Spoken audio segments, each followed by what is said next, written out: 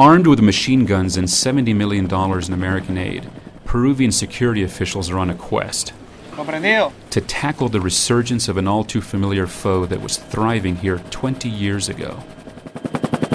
But the hunt isn't for a person or a place. It's actually for a plant. Coca. Why can't you leave a little bit of coca? Why can't you leave a little piece for us?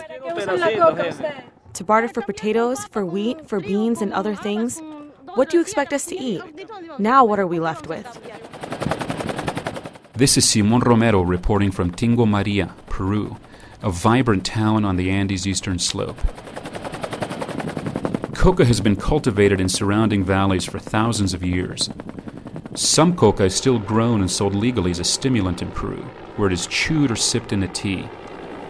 But most cultivation of coca, the raw ingredient for cocaine, is illegal. And Peru's government, with the help of the United States, eradicated huge amounts of the plant in the 1990s. That helped shift coca production en masse north to Colombia. But now, after intensive American-funded eradication efforts there, production is shifting back, and Peru is on its way to surpass Colombia and reclaim its title as the world's largest exporter of cocaine. This migration of coca cultivation between remote corners of the Andes is one of the most vexing aspects of the long war on drugs and creates a huge dilemma.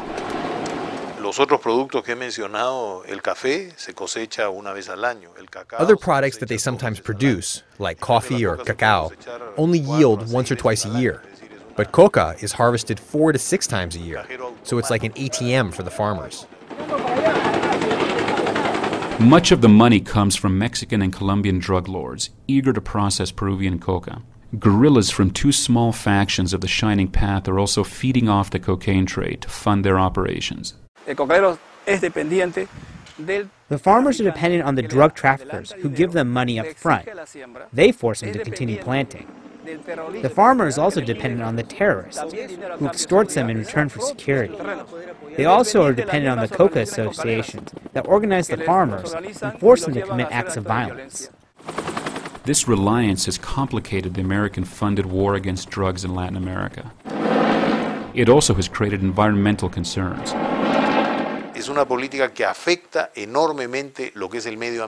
It affects the environment because they move to other lands and cut down the forest in order to establish their plantation.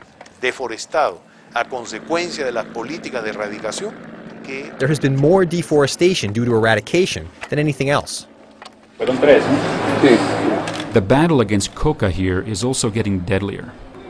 Officials say these men on an eradication mission near Tingo Maria were ambushed and killed last month by Shining Path fighters. But despite the danger, eradication teams continue to cut down coca, often by hand. Many believe the risk is worth it.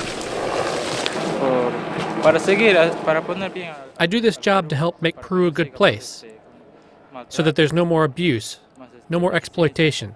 We want a Peru without drugs. There's too much corruption, and we want to help Peru.